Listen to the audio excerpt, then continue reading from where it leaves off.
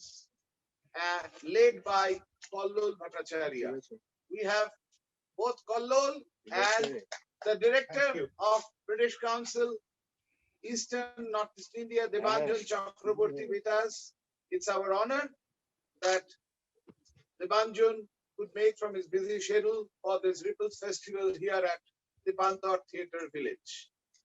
Ripples Festival, we are doing it across Bolpur, Shantiniketan, Ilam Bajar, Joydev Kenduli, Baul Akras, and from there also we are covering Katha of Nanur and Shola of Shurul, other than Tepantar. The festival started today at 11 a.m. because this is the big difference is that all the hosts are basically the artists. So the audience, the visitor places of the artists to interact with them directly.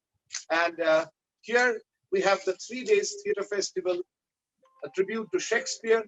And today we are here to inaugurate the festival here. And right now we have Debanjan and Kollol with us. So first I give it to Debanjan to say something. Thank you, Amitavo. It's a pleasure for British Council and a privilege for British Council to be involved in the Ripples Festival. As many of you would know, British Council is the UK government's education and cultural agency. We are there in over 110 countries across the world. British Council's major focus of work is around arts, the English language, and higher education and research. Within arts in India, we have 3 major areas of focus.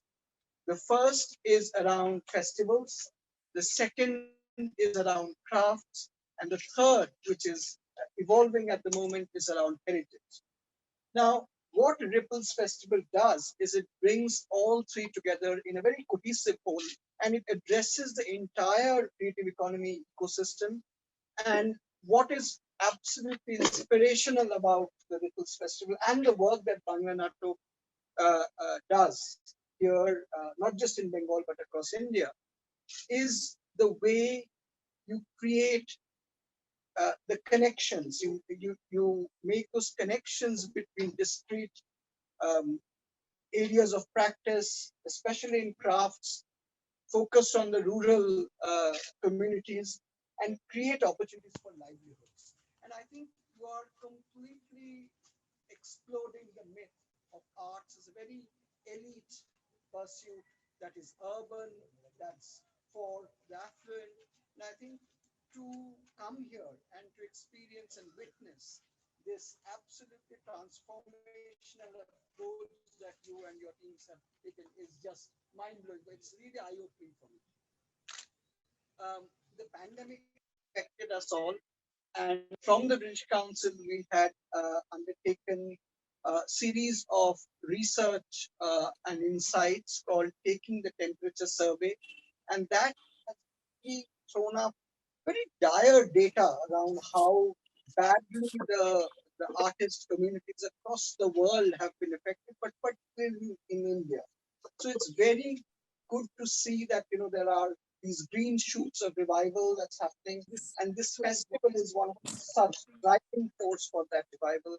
And having undertaken the research, I think from British Council side, we are absolutely delighted to be part of something that's contributing to action on the ground. So that is absolutely fascinating.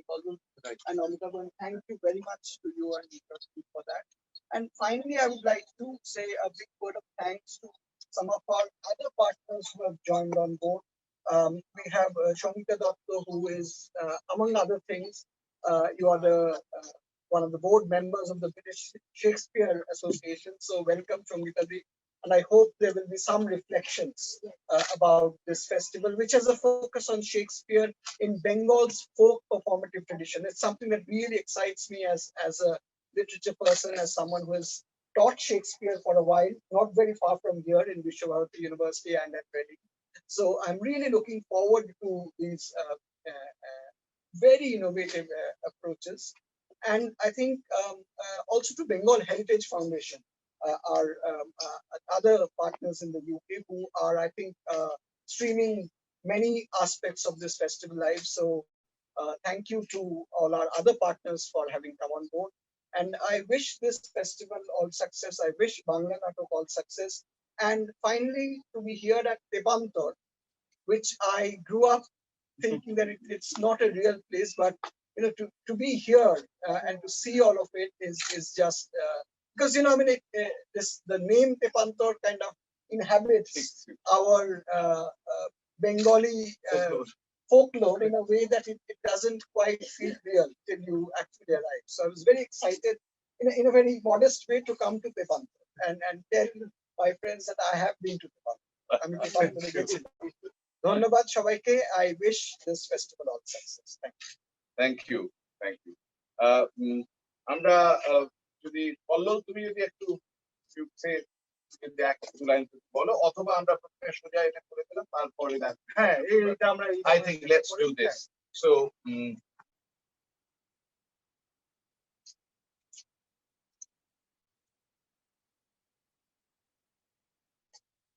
and as Shongita-di is here, so may I request Shongita-di also to please join us in the please do. Yeah, Porno, please. Porno, yes. Porno na? You should. আমরা একসাথে সবাই instruction is হ্যাঁ এই সবাই ঠিক আছে বললেই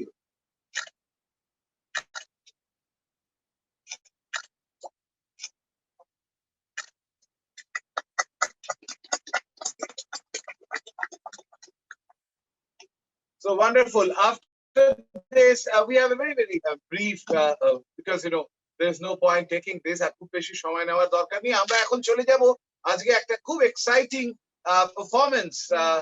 18টা দল আছে. There are only 18 groups of Raibeshe, one of the fantastic folk dance. And Raibeshe, the group which is performing today, is from Murshidabad. Let's go quickly. Evangeline, Porno, Pallu, let's all go. Shongita-di, আমরা যদি straight Raibeshe.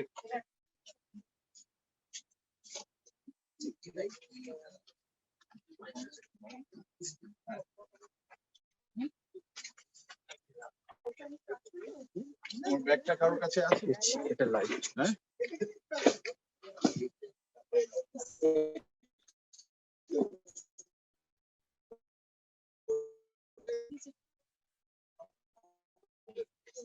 কপন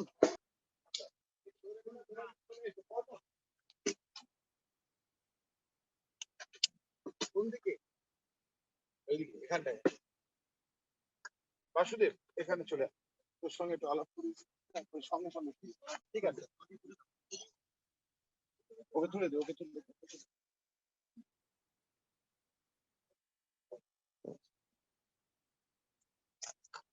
Basudeb Bhalla Basudeb ওর পুরো team নিয়ে প্রস্তুত এবং আমরা একটা ছোট্ট কতক্ষণ 15 minute so we will see a 15 minutes performance of this Raibeshe team and Vasudev and this team.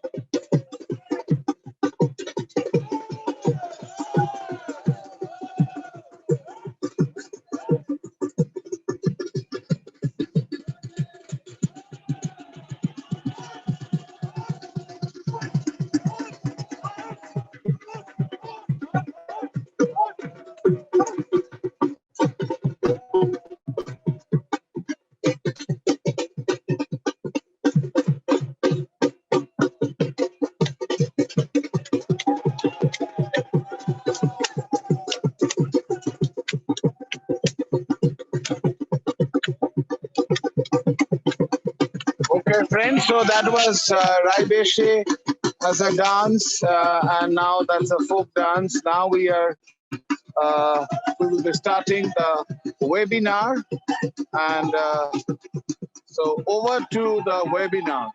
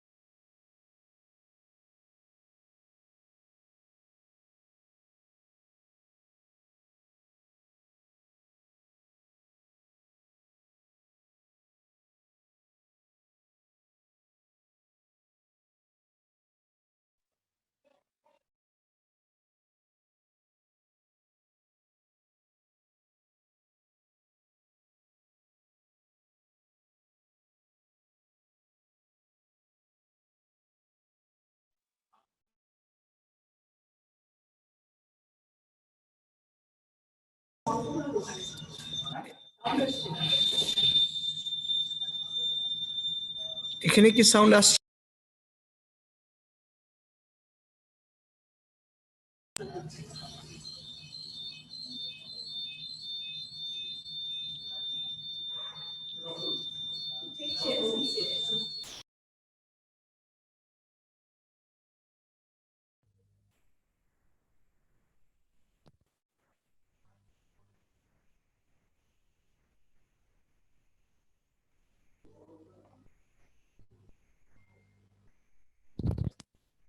Shall I start?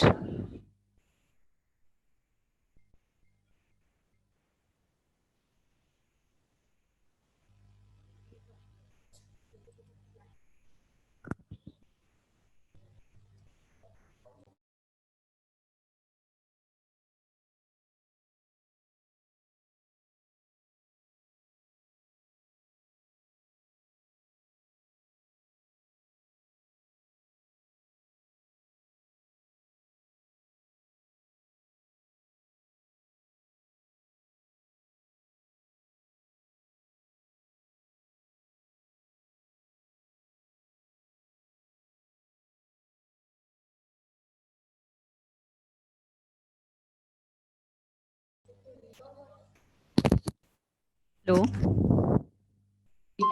We can hear you, Anandadi. Okay. Namaskar. A very good afternoon to all of you. Sound, of course. Sound. So, welcome to the Ripples Festival and the first webinar. Today's webinar is on heritage and festivals. Now, it will be a very interesting webinar because today we are going to reflect on what are the connections between heritage, theatre, festivals, and the various challenges we face as a global community. Our first, I'll invite Jonathan Kennedy, Director, Arts India, British Council, to initiate the webinar. Jonathan joined the British Council last year as a Director Arts for British Council in India. He is responsible for developing the national strategy, managing stakeholder relationships across government and creative industries, and designing the various, conceptualizing the various programs to promote UK-India cultural relations through collaborations, connections. Jonathan has vast experience as he has led various organizations in the areas of theatre, arts management, international cultural exchange.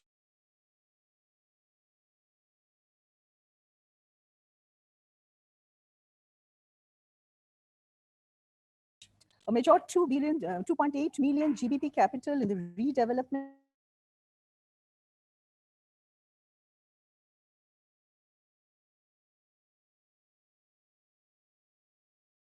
Before that, he was in Croydon Clock Tower and the head of the studio and program development at Wimbledon Theatre. He has also been a guest lecturer in various aspects of theatre producing, leadership, and arts management. So, Jonathan, welcome to this webinar. We are indeed in a very interesting cultural space. Tepantar, we have been watching the Raivish dance. Jonathan, please put the spotlight on Jonathan. Yeah. So, Jonathan, welcome. Thank you very much. So, And shall I just maybe give just some quick comments on just the performance that we've been able to see, and how, if we're looking at the kind of the intersection of heritage, traditional performance and festivals, and how they can come together, especially in this brave new world of live and digital that we've just experienced through the past half an hour, online from our various locations across the world, and me from my house in Delhi. I think in a nutshell, this is kind of it. This could be where we're at. And whilst it feels very strange to be experiencing performing arts from my office, at the same time, you can also feel an absolutely tangible connection between the skill of the artists, which I absolutely could see in terms of the acrobatics, the tumbling, the sense of choreography and shape and design, the traditional forms, the experts and the younger performers all performing together. So if we look purely at that and how we're now all, as an audience, on the ground there in Shantiniketan and here online across the world, I think we absolutely understand that what you are doing with the Ripples Festival is that's in some way at the kind of cutting edge of opening up a specific traditional art form in a remote part of the state of West Bengal to a local audience. And then we're all local now because we're connected through the internet. So we're all part of that performance with you, whilst of course, the heart and soul of the performance also resides with being there on the ground with you, which feels a little like we're being a little bit shortchanged for those of us watching online, I'm sure, but nevertheless, it's still absolutely what you've achieved in the past half an hour. So if we think about how festivals in the UK and festivals in India are exploring this new kind of terrain, and how the festivals as beasts in their own right bring together artists, audiences, and communities who all make up the kind of ecosystem of festivals, whether that's the designers, the set builders, the arts producers, the managers, the person who does the publicity, the rehearsal room guy, all of those people who make up what makes a performance, what makes a festival so special, that unique sense of location and place and time and tradition and contemporary. I think that's what we have over these next 3 days, and that we'll be exploring over the course of this webinar. And if I think about some of the festivals that we know of in the UK, Edinburgh Festivals is probably the most known internationally, because every August, 4.5 million people go to Edinburgh, to Scotland, to experience the book festival, the film festival, the fringe festival, the international festival. So festivals bring that whole city to life, as it is bringing the community in Shantiniketan to life over these next 3 or 4 days, to celebrate that unique moment that festivals do in terms of time and place, community, artistic practice, energy, that was entirely clear as we were watching on the screen, and for those even more tangibly in the field and on the ground with you there today. So those are just my quick opening remarks into what I made of the past half an hour. We also look at some of the work that the British Council has been doing with our research work, especially in Calcutta with West Bengal Ministry of Tourism, around the research of the Durga Puja festival, which brings together a traditional mythology with contemporary interpretations of that mythology, an amazing artisanal skill in making of the crafts and the pujas, the pandals who come together as communities of business people and designers and residents in their own terms to make the pujas, to make the durgas, I should say, and then how that city and the state comes to life over the course of the 5 to 10 days. It's a huge driver of national and international cultural tourism, the festival in particular. It brings together artists and audiences all over the city in this vast kind of sense of migration into the city to celebrate this extraordinary mythology in all of its interpretations, contemporary and traditional, that I was lucky enough to see when I was there last September, October time before lockdown in 2019. Blimey, how things have moved on.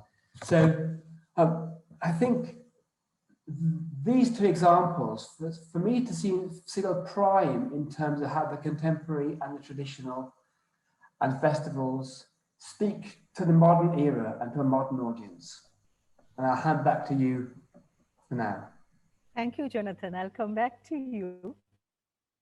Today, indeed, with the inauguration of Ripples Festival, we are also inaugurating a tribute to Shakespeare, a theatre festival at Tepantar. And I'll now go to Porno. Porno Mukherjee is one of the leading alternative theatre directors in the country. He's an independent media analyst by profession. Porno has been conducting theatre workshops across the world. And in fact, today he will present us The Tempest along with, and he will imbibe Raibeshe, the dance form you just saw there. So we are really looking forward to the performance tonight. But Porno, to you, my question today is that you have been working on theatre and with cultures across the world. And as you know, the hashtag we are using here is Culture Connects Us. What do you think? What role, or I would like to first hear from you, how have you experienced this intermingling of cultures and the use of theatre? And we'd like to hear from you in next 6-7 minutes. Thank you so much. I think the performance that previewed or began the festival kind of shows that where this intersection lies. One of the principal concerns, as I've been conducting theatre workshops across the world, has been that when we look at a text, when we look at a landscape, when we look at a geography, how the three intersects in different contexts in different places. I'll give you a small example. For example, if you're doing Hamlet in Copenhagen, it would be steeped in a sense of Danish history. When we're doing the same Hamlet in East Timor, then somewhere down the line, the turbulent decades that Timor had before they gained independence kind of reflects, and the entire visual kind of undergoes a huge change if the director, the collaborator, and the actors imbue it with certain local details to give a fresh meaning, even if you don't change the text, even if you don't adapt the text. The same text in Dhaka or the same text in Kathmandu, the same text in Kolkata, will have a certain resonance with socio-political happenings over the last 30 years. So I think one interesting part of the cultural convergence is not merely adapting the play, but also looking at where the play is located in terms of performance and trying to integrate that space's history, if possible, that auditorium's history, if possible, the history of that geographical context, and stitch it in such a way that the entire composite piece belongs to Shakespeare and much beyond, almost like what Stoppard did with Rosencrantz and Guildenstern, or what Habib Tanvir did with Midsummer Night's Dream. His lens of looking at Midsummer Night's Dream was the Pyramus and Thisbe episode, which is a sub-episode in Shakespeare, but the principal thrust in his staging. So today for this play, this production, I've tried to look at Tempest from the point of view of two important characters. One lesser known, and one, of course, the central part of Tempest. Sycorax, who's merely a reference, and Caliban, of course, who's at the heart of Tempest. So here, we are reworking Tempest from Caliban and Sycorax's point of view and trying to look at the fact that if they were to author their own Tempest, then how would they look at Tempest now? Or will Tempest lend itself to their interpretation? Or has the world changed enough to accommodate their version in Tempest? I think Shakespeare is one such playwright who gives this immense possibility. Another example that comes in mind of one of the plays I directed, I remember we were working with a bunch of actors, and we looked at Merchant of Venice from the point of view of Lear. Now, Lear is just a passing mention as Shylock's wife. So how would Lear react the way Merchant of Venice unfolds, the way the text proceeds? I remember there's one such version which was brought by British Council, I think, a few years back when a character played Shylock from the point of view of Tubal. And I remembered watching the play as a solo. So these kind of interpretations sometimes lend itself to newer meanings and also helps another generation to reconnect with the original with a fresh pair of eyes. And last but not the least, I remember you were just mentioning when you were introducing Jonathan about a theatre company in England, Tara Arts. And I remember performing in their new space. And the new space has a very, very, very interesting mud floor. And I was performing a solo. And one of the organizers told me that the floor is essentially a combination of soil brought from Indian subcontinent and United Kingdom. Interestingly, the solo which I was about to perform in the student conference of SOAS, which was happening in Tara, and when my feet touched the floor, the bare feet touched the floor, I thought the floor gave me a vibration to change the play. Not change it enough so that it's a fresh play, but to include the floor and include the floor-based choreography in my play, because the floor was much more than a floor. The floor was the hero. My play was just a subtext. And one could look at that building, and there was a history of the railways of England, the floor, which lent another meaning. And what we performed then was the floor plus the history of the building and the play itself. So I guess classic writers of classics, if one could use the term in the broadest sense of the term, the text, the heritage, the essential idea of looking at geography fuses into a lot of performative and normative meanings, and what comes out is a performance text that is a conversation between tradition and modernity without making tradition fossilized and without making modernity the only hero of the text. The friction between the two is the play, and it's a happy friction at times. Thank you, Parnab. That's very interesting. And in fact, you bring in the other aspect of ecosystems, which may be the subject of another discussion. Now we'll go to Dr. Debanjan Chakraborty, the Director of East and Northeastern India and British Council. Debanjan leads on all of British Council work in education and cultural relations in East and Northeast India, covering 13 states and also Bhutan. Now, Debanjan is a triple gold medalist in English literature from Jadavpur University. And he was awarded a Felix Scholarship for PhD at the University of Reading. And Debanjan is an avid reader, is a keen sportsman, and loves movies.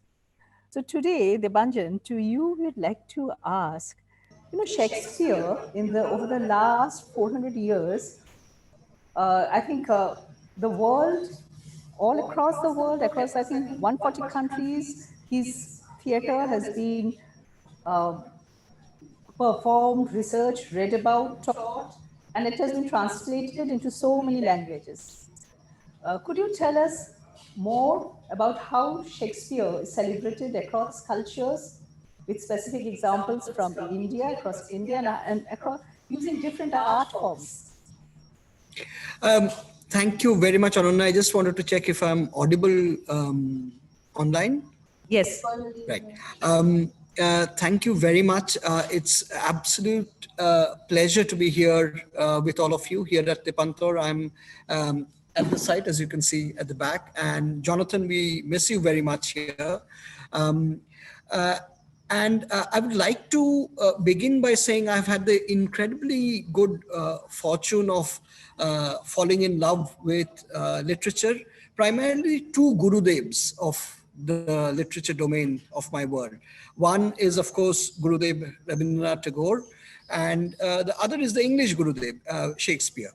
I was also very fortunate to have taught Shakespeare at the university that Gurudev founded, not very far from here where we sit at Vishwabharati, very early in my career. So I think it's really interesting to be here, and I'm absolutely looking forward to Parnab Mukherjee's take on The Tempest, one of my favorite plays in Raibeshe form, which is a Bengali martial folk form.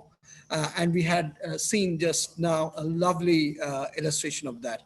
I think I have been also very fortunate having, looked at various fairly traditional performances of Shakespeare. I remember very vividly Trevor Nunn's Hamlet at the Old Vic in 2004, where Ben Whishaw played a stunning Hamlet. I mean, one of the best critically reviewed Hamlets Hamlet played in a relatively traditional format on a proscenium stage. Just a few years later, and again, it's a performance that Parnab mentions just now, Tim Supple started the tour in India, and then he toured globally with a production that British Council had produced initially, Midsummer's Night's Dream, and which was performed in 11 different languages. So I think Shakespeare has always been freed of the mooring of the English language in India for a very, very long time. One of the oldest surviving sound synchronized version of Hamlet on screen actually was an Indian film in Hindi, I mean, from the Parsi theaters of yore. And in Bengal we have a very long tradition of Shakespeare on stage. Really sort of an apogee of it is of course, I mean, one of the greatest examples is Utpal Datta. In Indian cinema, more recently, we have had Vishal Bharadwaj's three amazing Shakespeare adaptations, Maqbool, Omkara, etc. And I think that really gives us a sense of how widely Shakespeare has traveled geographically, but also across various mediums of performative sort of styles and media. I think one of my favorite screen adaptations of Shakespeare is Ian McKellen's Richard III.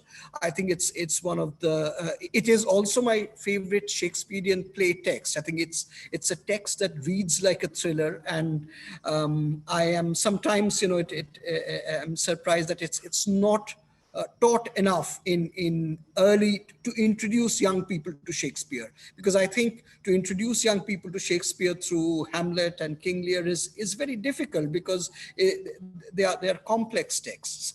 And one of the more interesting ways in which Shakespeare have been made popular and made more accessible is, in 2016, there was a massive global program called Shakespeare Lives, which was led by Globe Theatre. Jonathan, correct me if I'm wrong. I think it was a Globe Theatre initiative, and we were part of it. And as part of it, we toured in India a very interesting concept of Shakespeare on screen called The Complete Walk. So all 36 plays were produced in 10-minute formats by very reputed film or theater directors, and they were given the freedom to interpret the plays in any which way they wanted. So some synthesized those plays into 10 minutes. Some, just like Pornov hinted, took a particular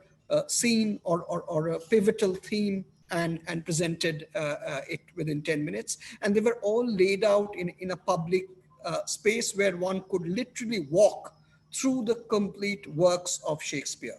So we had in Calcutta, for instance, we had put it out in Eco Park, where, through 36 screens, you could walk through the entire 36 plays. Each were 10 minutes long, and you had to spend a fair bit of time, I think, to do that. I think one of the another way that we kind of adapted Shakespeare in British Council is in 2017, as part of India UK Year of Culture, we produced something called Mix the Play. So we took one scene, the balcony scene from Romeo and Juliet, and we got a number of actors and actresses to play that scene.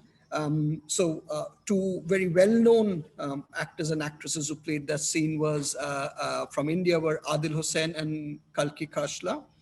And so we gamified the content, Shakespearean content, and users, teenage kids like the one I have at home, they could then log into Mix the Play and create their own version of Shakespeare. They could choose the costume, they could choose the performance style, and sort of play it in very different ways. So it was a very exciting way to introduce young people to the performative tradition of Shakespeare and play around with this. And I think the idea of play is quite important in Shakespeare performance studies. And I think in India, because of the tremendous depth of the cinematic tradition we have, including Bollywood, I mean, it's not the only cinematic tradition, but because of these powerful cinematic traditions that draw on popular culture, draw on melodrama,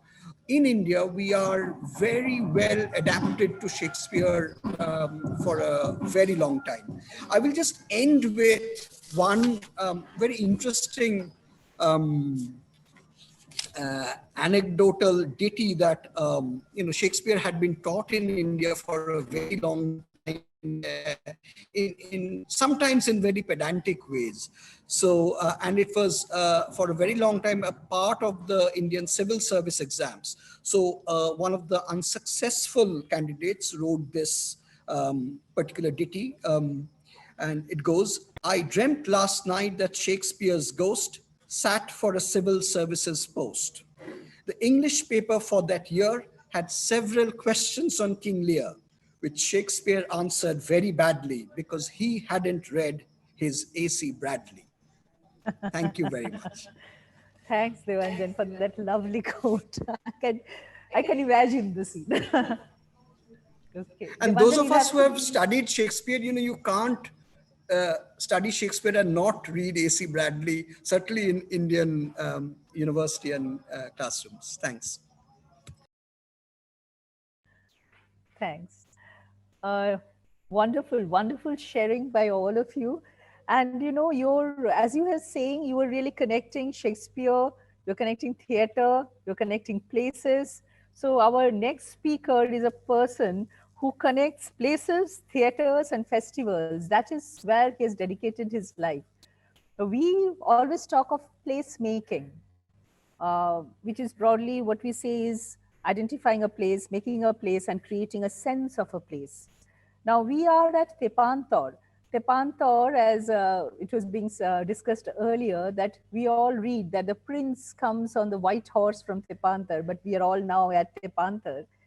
It's in the village of Shat Kahania, which means 7 stories.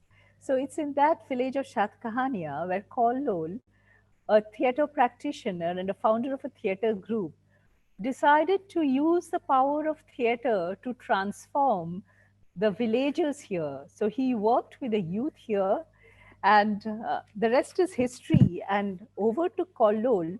Kollol, please share your journey and how in this journey you have experienced empowerment through theater and through placemaking. Over to you.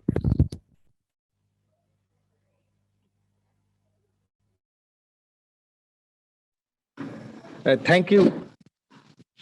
In 94, we started our journey. In 1994, we formed our group, our theater repertory, ebong amra, with the rural youths, mainly those people who comes from underprivileged, backward, tribal community. In that time, they had no idea about contemporary theater, and I started work with them.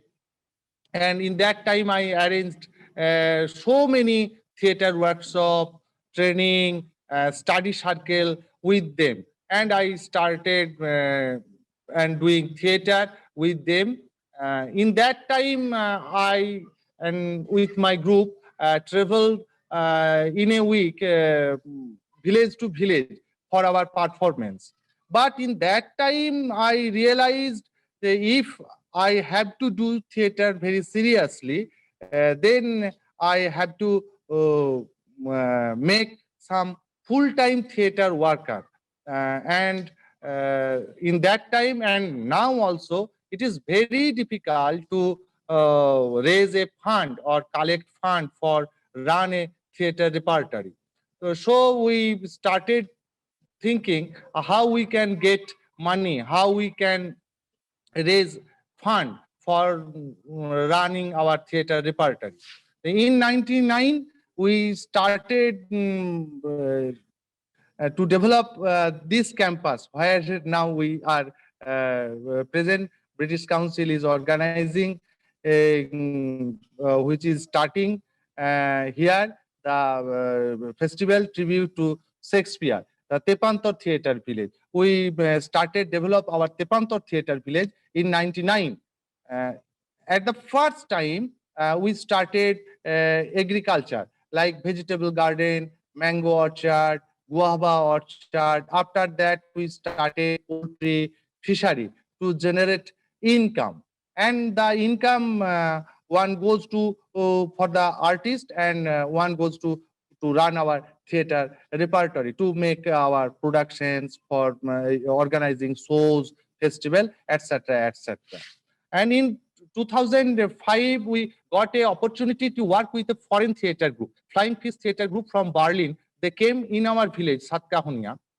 And in this campus, we organize a 1-month residential theater workshop. In that time, German embassy helped us to make an infrastructure for staying the artist here. For the residency, an infrastructure developed by the help of German embassy. And the workshop finished very successfully. After that workshop in 2005, we realized that we can develop this property, we can develop this land into a cultural center, into a theater village. And after that, we started to develop our Tepantor as a theater village or as a rural cultural center. And after that, we started developing the infrastructure, the facilities to run this center as a ideal rural cultural center. And now we are organizing various kind of training programs, workshops, various kind of residencies, festival, etc., etc. And in our locality, there are a very good and very rich culture and history. And we would love to promote cultural tourism also. And we started inviting the people to please come and stay in our Tepantor Theatre Village, watch our theatre, and watch our cultural heritage, cultural and history, and watch the important site in our locality. So theatre, the Tepantor Theatre Village is taking an important role to develop a cultural atmosphere in this locality. Side by side, Tepantor Theatre Village is developing a economical development also. Now in our theatre group, 20 members are full-time theatre worker, and we are giving a remuneration to them, and we are that remuneration comes from various sources of income. We have poultry, we have fishery, we have orchard, we are organizing various kind of trading workshop, and we are starting cultural tourism also. And now we are working to develop our Tepantor Theatre Village as a cultural center, as a rural cultural center. And we are very, very happy to say that British Council is organizing a 3-day theatre festival in our Tepantor Theatre Village after the lockdown situation, after this pandemic situation. This is very, very important to organize a festival in our Tepantor Theatre Village. And this festival is a tribute to Shakespeare. And this festival is giving us an opportunity to work with Shakespeare. And we have a large number of very good audience here. The rural audience is giving,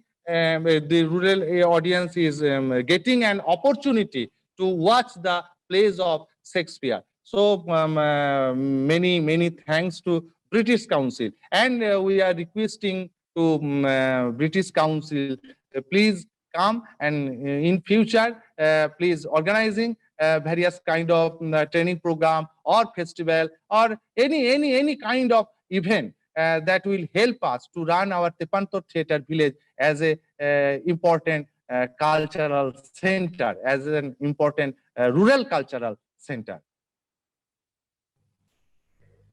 Thank you, Karlul. And we all look forward to the festival. So we see that culture is connecting us in so many ways. We find Porno, Jonathan, Debanjan finding old connections. I see Shourab joining in from London, and I see my friends from Eastern Europe, Bangladesh, Africa, Singapore, UK, all here. So thanks to all of you for watching. Now, Jonathan, my question to you is that while we are in the world of bonhomie and we see the power of culture, we see the power of diversity and pluralism, we also see that the world is not going that way.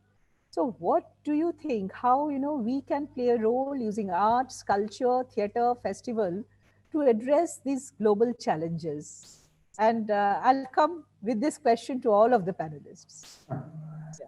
That's a big question, blimey. Okay, let me try and break it down step by step. Global challenges and how festivals and theatre can come together. Well, I think this is an example of it happening live now. But let's not be quite so prosaic about it.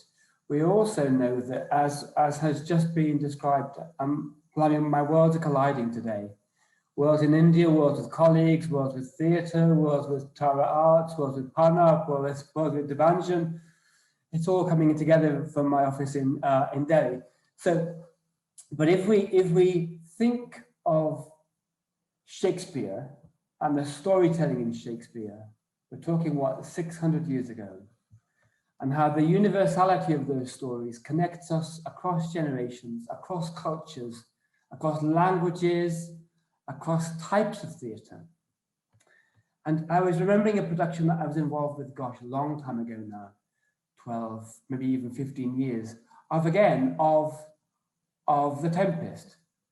And at Tara Arts, we'd set the production with Jitinder Verma directing on an island. And it was set on an island that had been colonized. I won't go any further into that history, but in its own terms, the fact that we were producing The Tempest in London in a 21st century, setting us on an island with a cast of actors who were British Asian or British Indian actors performing Shakespeare's language 600 years later, talking about migration, acceptance, and burning of your knowledge, the final soliloquy, because we are burning the books. It's devastating. It's absolutely at the heart of what we, who are part of the kind of the theatre and the festival world, know touches all of us. Again, I remember a production that Sarah back in London mentioned, of a production of Romeo and Juliet, a production that is about two houses set at odds with each other, and where the young lovers ultimately have a tragic end because of these two disputes. If we think of those families as cultures or of communities, or of people separated by their language or by their nationality or by their gender or by their race, and then think what that says about what the strife of these two young couples does to them. And the production that we did was in a very particular form of theatre, Palagan, but that colleagues in Bangladesh and in East India would be more familiar with than I was for certain when I was back in London. And we found this fantastic exponent of Palagan who was working in London at the time. And then we brought him together with Jitinder and a cast of other actors from the UK. And we used the kind of popular kind of street form of theatre, which is very engaging, audience interaction, breaks down the fourth wall between the audience and the artists, directly engages in kind of clowning techniques, and brings this kind of folk form and used Shakespeare's language to still tell that story. With a cast, I think we had 3 performers and 2 musicians and a singer, all using this particular kind of street theatre form to retell Shakespeare's performance. And we toured it all around the UK. So we're thinking about how theatre can tackle these global challenges of inclusion, equality of access, the jargon, but actually the stories, when they touch your heart, they cut across all of this. All of this is broken down. Your head and your heart are touched and connected, and we all feel part of that world again together.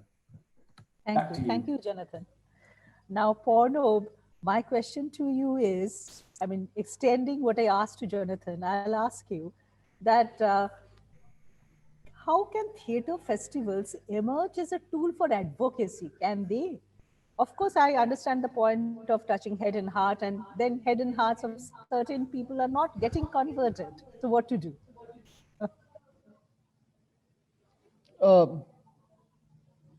I think theatre festivals where it successfully tackles advocacy amongst various other things is not just the play in itself. If a theatre festival is looked into a format, you're presenting 4 plays or 5 plays, they're 5 chapters of a book, then comes a very interesting question.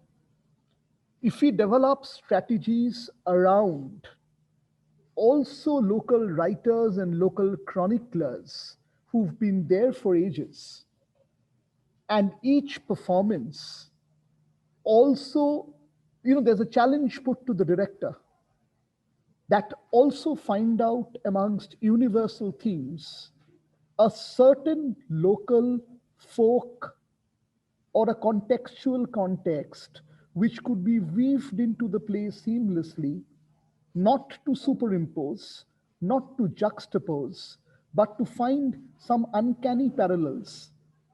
Major playwrights across the world, basically their texts are an osmosis of so much they read, so much they saw, and so much they imagined. So Bibhuti Bhushan would look at an Africa without having gone there. So similarly, it's not that Shakespeare was like traveling much across Florence and much across Italy or much across Denmark, or he was scarring all over Scotland. But he married history, he married imagination, and somewhere down the line, his own local context with another folklore. So already, if Shakespeare is an example, already there are certain contexts which are beyond the context of the syllabus, that looks at the text from one lens, which is beyond the context of a straight rendition of the play, which is equally important. But there is also a huge local context that sometimes goes unanswered. And sometimes, the larger oeuvre of Shakespeare, very less done is Shakespeare's songs. There's an amazing repertoire of songs. Very less performed is Shakespeare's sonnets. So sometimes when you look at sonnets on love, say for example, we are sitting in Birbhum or Bardhaman or Kalna or Katwa, there are bards who wrote about love, and there is Shakespeare who wrote about love. Now, somewhere down the line, if you conjoin these texts, there's another third text that's coming out of it, which is both local, international, intergenerational, interfaith, all at the same time. So I think theater in today's world will have a very happy burden, and a burden it must take up, which is to take the armature of the text and to fuse compulsorily, even if it's to start with, certain local context that is inherent in the text, to marry it with the smell of where it is being performed. Therefore, and that is not very difficult. If one were to look at some minute details of folklore that enters the body of every play. So the witches in Macbeth would be talking like a WhatsApp today. When shall we meet again, in thunder, lightning, or in rain, when the hurly-burly is done, when the battle's lost and won? Ere that would be the set of sun, is not exactly a momentous line. Shakespeare has a million of momentous lines. But it's a line that talks about I'm sorry, I'm day-to-day burning in, reading. but we are running out of time. Yeah. So that's the context. I mean, to marry local contexts. Yeah. Thank you. And essentially, we have to find the context, the localization, and also the global aspects. Now, over to you. Debanjan, to you, I'll ask something a little bit different. British Council, since the last few years, we have seen you've been trying to marry places, festivals, tourism. So, and all as a part of this efforts to build a more inclusive, peaceful, diverse world. From that angle, what would you say about to festival organizers? Because, at Bangla Natak also we believe that festivals are not one-off, come with a essence. So I'd like to hear from you your perspective. Thank you, Ananda. I think that's a very valid question. And let me just come to you in a slightly roundabout way with an anecdote.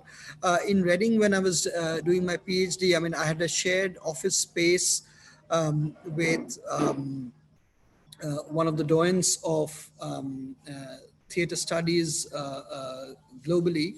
And he was also the director of the Shakespeare's Globe, which was under construction then, about to be inaugurated.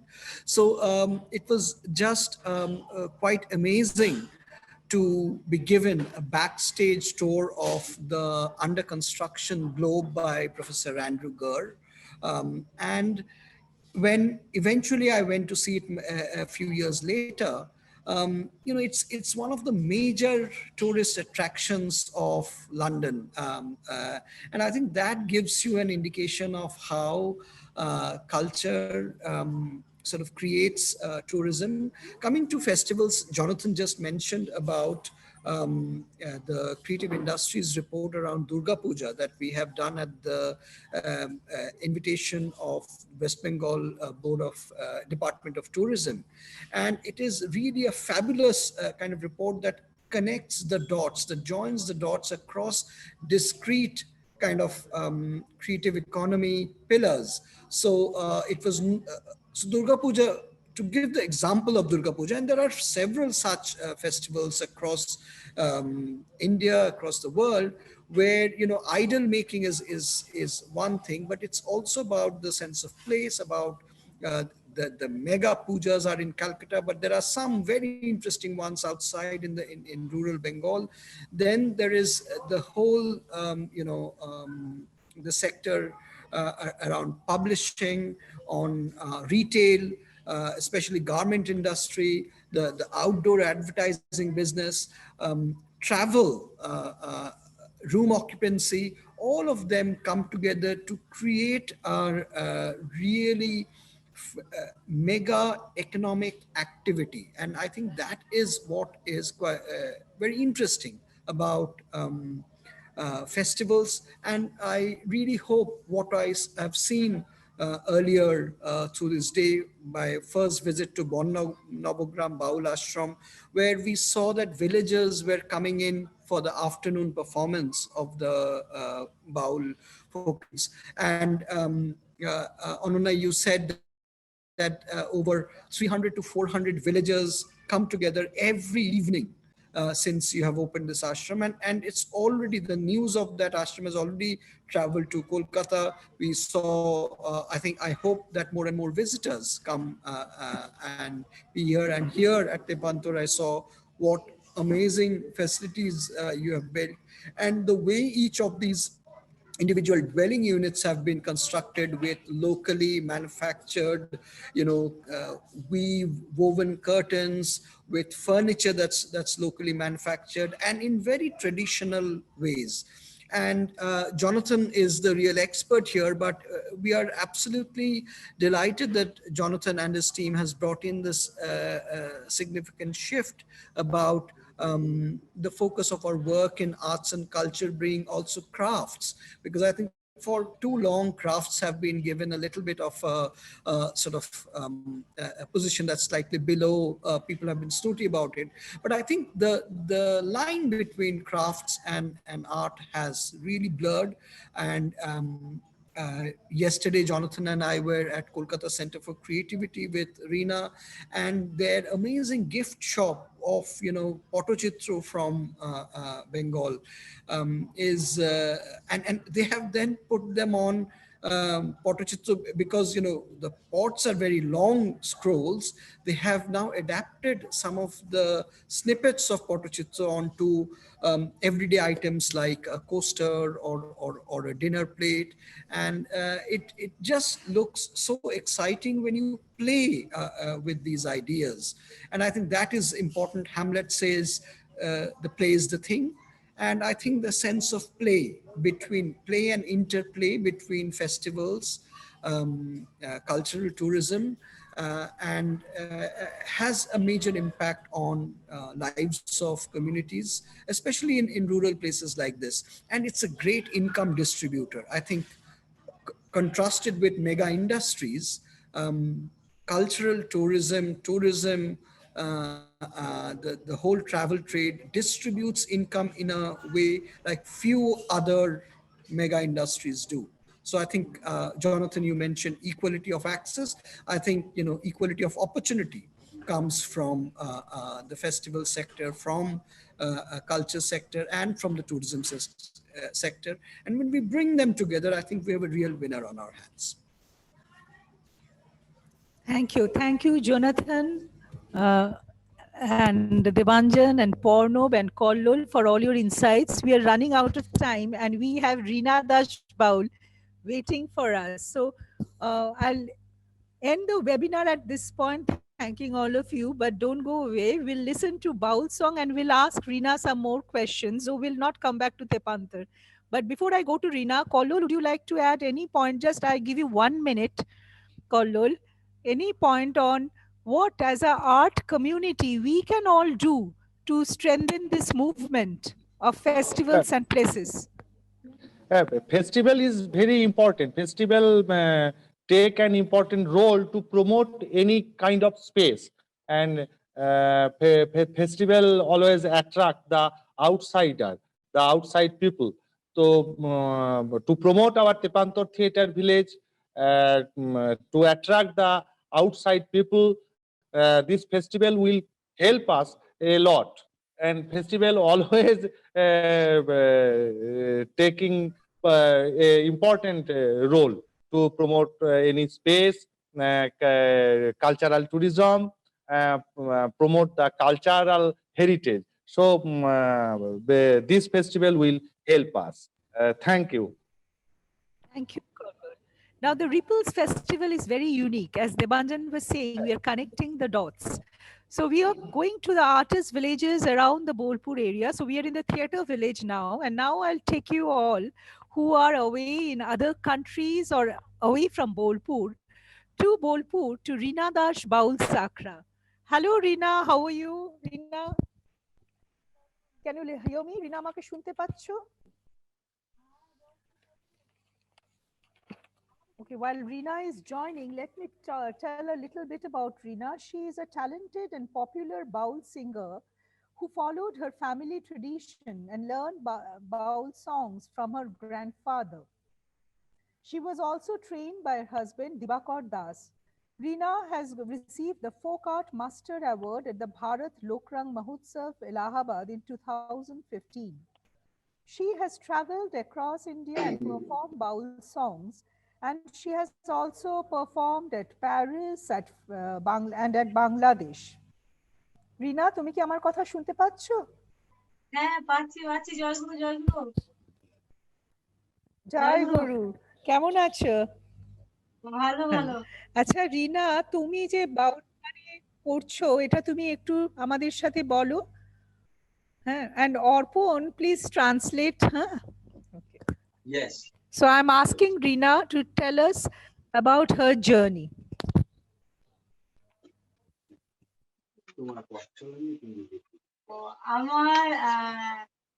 আমি বাউল গান শুরু মানে আমাদের বংশ পরম্পরায় একটা বাউলের ধারা চলে এসেছে। তারপর আমি শুরু করেছি ওই বছর 14 আমার যখন বয়স তখন থেকে। এখন প্রায় 30 বছর হচ্ছে আমি এই বাউলটাকে নিয়ে যাচ্ছি, গাইছি। আর what she is telling, that Baul is their family tradition, and she learned Baul from her father, and when she was just 14 years old, she started singing Baul songs, and now for last 30 years she is in this way. আমার গুরু বাবা তো আছেনই, বাবার কাছ থেকে নিয়েছি। তারপরে আমি ঘরের মধ্যে গান করতাম, তারপর আস্তে আস্তে আমার গুরু হচ্ছে দিবাকর দাস, আমার কাছে বসে আছেন, উনি আমাকে বাইরে মানে বার করেছেন। সেটাকে একটু বলে নাও। Rina started learning from her father, and then she got her guru, who is her husband Dibakar Das Baul, and Dibakar Das Baul helped her to sing everywhere and take her to various places to sing. সব জায়গা আমাকে নিয়ে নিয়ে ঘুরেছে এবং সব জায়গায় আমাকে সাহস জোগানো, যেটাকে বলে বাইরে প্রোগ্রাম করতে গিয়ে, সেটা দিবাকর দাস বাউল আমাকে দিয়েছে। আমাদের এই আমি কোথায় কোথায় গেছি? আচ্ছা। আমাদের দেশের মধ্যে অনেক জায়গায় ঘোরা হয়েছে, আমাদের দিল্লি, বোম্বে, চেন্নাই, মন্দির, গুজরাট, গোয়া, ত্রিপুরা, বাংলাদেশ, এবং দেশের বাইরেও ফ্রান্সে যাওয়া হয়েছে কয়েকবার, একবার সুইজারল্যান্ডে গেছি। তো এখন এইভাবে দেশে বিদেশে ঘোরা হচ্ছে এই বাউল গান নিয়ে।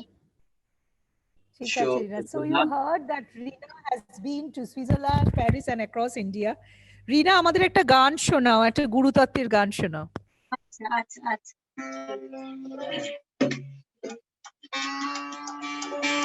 গানটা শোনাবে, একটু যন্ত্রগুলো বলে দাও সবাইকে, যন্ত্রগুলো একটু চিনিয়ে দাও। See, this is Ektara, what Rina is playing. It's a single string drone instrument. And in her left hand, she's playing the dugi. It's a hand percussion. And this instrument, Divakar is playing.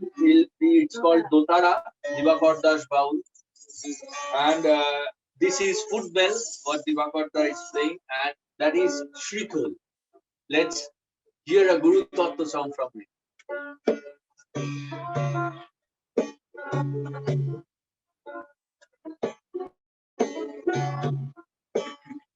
গুরুর চরণে শরণ যেন থাকে,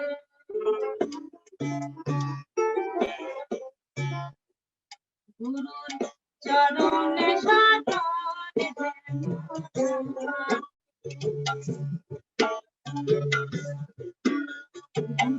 চরণে শরণ যেন থাকে। অকুল বাঁধালে হয় কি তোমার, অকুল বাঁধালে হয় কি তোমার, শান্তি সবিনা থাকে, চরণে শরণে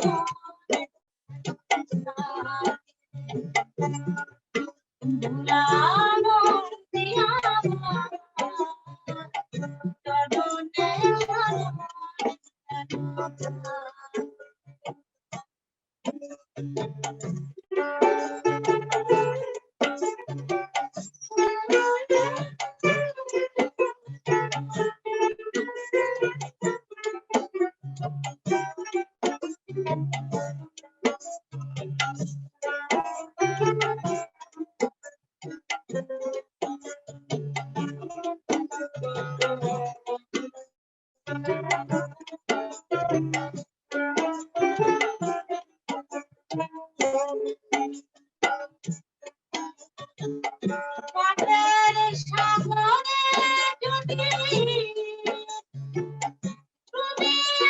আমার পিছে আছে কান্দারি পাহাড়ে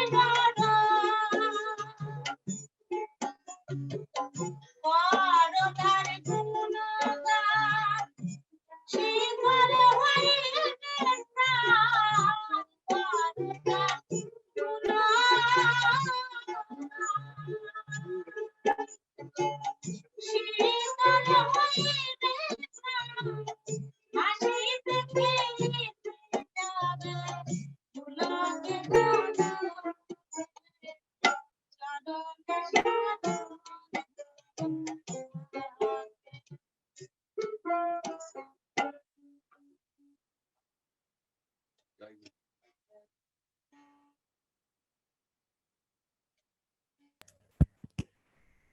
ধন্যবাদ রিনা।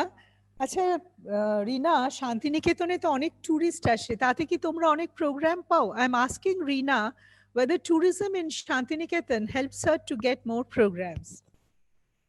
না, শান্তিনিকেতনে অনেকে আসে গান শোনার জন্য, সেখানে প্রোগ্রাম পাই না, তাহলে পাই, খুব বেশি না কিন্তু পাই, আমরা পাই। So what she is saying that not much, but they get programs. So I guess that is another aim of this festival, to highlight the enormous talent which is there and telling all the who are in audience, do spread the word around that when they come to this area, they can always go to the Baul Akras and listen to the Baul music. Debanjan is here with us, and Debanjan would like to ask something to Rina. না আমার নমস্কার রিনাদি, ভীষণ ভালো লাগলো আপনার গানের এই পরিবেশনাটা শুনে। আমার মনে হচ্ছিল আপনি তো বাইরেও অনেক জায়গায় আপনার এই গান নিয়ে গেছেন। আপনার এই যে যখন আপনি বাইরে যান আমাদের এই সাংস্কৃতিক ঐতিহ্যটাকে নিয়ে যান, এই জিনিসটা কতটা সহজ ভারতবর্ষ থেকে করা, এবং বাংলা নাটক এর মতো সংস্থা যে কাজটা করছে তাতে কি এই জিনিসটা অনেকটা সহজ হয়ে গেছে? আমি এই মুহূর্তে একটু সৌরভ নিয়োগীকেও একটু একবার ধন্যবাদ বলে নেব। Sourav, thank you very much for amplifying the reach of this programme, and I think institutions such as Bengal Heritage Foundation have a great role to play in not just amplifying the reach of this particular program, but also address some of the issues that we are trying to discuss here in terms of livelihoods. Aro ki kore ekhankar artistra বাইরে perform করতে পারে, তাদের যে professional life সেটাকে আরেকটু সমৃদ্ধ করতে পারে। Thank you Sourav. Thank you, Debanjan. Rinadi. Just quickly acknowledging it. And ওখানে আমি অর্পণকেও দেখতে পাচ্ছি, এবং will be very happy to host Rina Das Baul. আপনি যদি কখনো লন্ডনে আসেন, will be very happy to host you. আচ্ছা,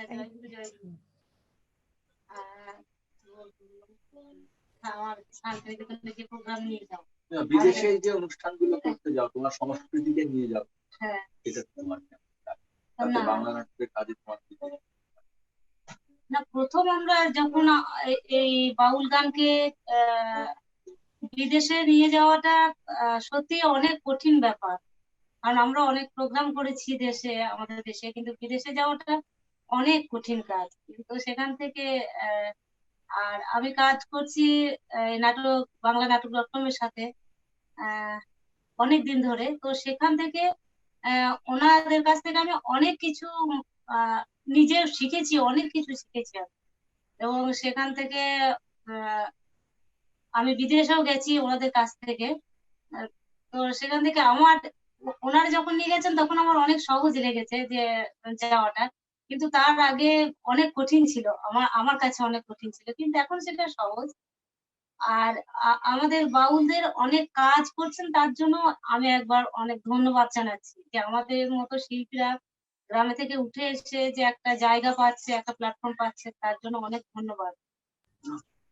Rina shares that it is very challenging to go abroad, but slowly the process is being facilitated and rural artists are able to reach the international platform, and she thanks everyone who are instrumental in giving or facilitating the ecosystem which supports the rural artists to gain greater audience. Thank you, Rina. আজকে আমাদের সময় খুব কম, আমাদের অনেক গান শোনার ইচ্ছে ছিল কিন্তু হলো না, কিন্তু তুমি যে আমাদের জয়েন করছো এই জন্য অনেক ধন্যবাদ, and we'll again listen to your songs in another program. With that, I close the webinar because now our theatre festival will have to start. So thank you, everyone. I thank the live team. I thank Rina, of course, Jonathan, Debanjan, Porno, Kollol, and all of you who have joined from across the world as audiences. I thank Bangla Natak team. So tomorrow we'll continue this webinar series, and tomorrow our webinar topic is heritage and creative economy, and we have got very interesting speakers from UK, artist and designer Amber Coker and Ali Prati from Kinetica, who has been connecting with the artists from India and UK in her unique endeavors. So please join again our webinar tomorrow to learn about how art connects. Today we spoke more of theatre and music. So tomorrow we'll focus on art and creative economy. And with that, I end this webinar, thanking all of you. Good night.